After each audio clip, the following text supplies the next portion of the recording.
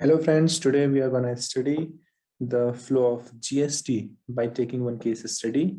So in this case study, the manufacturer A sells an item to wholesaler B in 5,000 rupees and B sells the same item to customer C with 1,000 profit. So if the rate of GST is 12%, then we have to study the flow of GST. Now this whole case study we'll be doing with the help of block diagram to make it easy. So we have three persons involved in the whole transaction. Person A, who is manufacturer, B, who is wholesaler, and C, customer. So because A and B, manufacturer and wholesaler, both are authorized persons, so they are supposed to claim the GST. But C is customer, so C will not be claiming the GST. Now because A is selling the item to B in 5,000 rupees, so B is supposed to pay 5,000 rupees to A. And also B is selling the same item to C with 1,000 profit. So C is supposed to pay 6,000 rupees to B. Now, B is not only paying 5,000 rupees, but along with B is gonna pay tax. What is that tax? That tax is 12% of 5,000, which is 600 rupees. And similarly, C is not only paying 6,000 rupees, but also tax. And this tax is 12% of 6,000. Because the rate of GST is 12%, that's the reason 12% of 6,000, which is 720 rupees.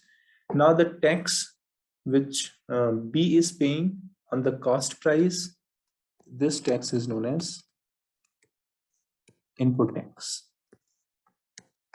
And the tax which is paid by C or received by B on its selling price, so this tax is known as output tax. So input tax is also known as input tax credit. Input tax credit means ITC. Now, no one is supposed to keep the money tax amount with him. If there is an extra money, so he is supposed to pay to government. Now let's talk about C. So C doesn't have any tax amount with him. Totally fine. Now move to B. So B is receiving how much money? 720, and also giving the tax amount 600 to A. It means that still B is having some amount of money as a tax with him. So that amount is 720 minus 600. It means B has 120 rupees as tax. B is not supposed to keep this money with him. What he is gonna do? He will be giving it to government, which is known as GST given by B. So this is GST given by B, which is 120. Let's consider the whole transaction is intra-state transaction. Intra-state transaction means the transaction is happening within the state.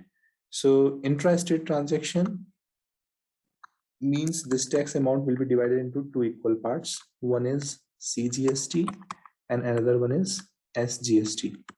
So 50% CGST and 50% SGST, 60 rupees. Now the next question is how much amount of money as a tax amount A is paying to the government. So we can see that B is giving 600 rupees to A. So that's the reason A is having 600 rupees as a tax amount. So A is not supposed to give this money with him. A will be paying this money 600 to government. So this is GST. GST which is paid by A to government is 600. Now because the transaction is intra-state within the state, so this money is divided into two equal parts. CGST and SGST. means 300 and also 300. Now, if it is asked the total amount of money or total CGST received by government, so the answer is 60 and plus 300, which is 360. Another question, SGST paid by manufacturer A. The answer is 300 rupees. Another question, total GST received by government. So the answer is 60 plus 60 plus 300 plus 300, and the answer is 720, which is the money paid by customer. So customer is initiating the tax with 720 rupees, which is distributed in a different ways, and ultimately the whole money 720 is going back to government.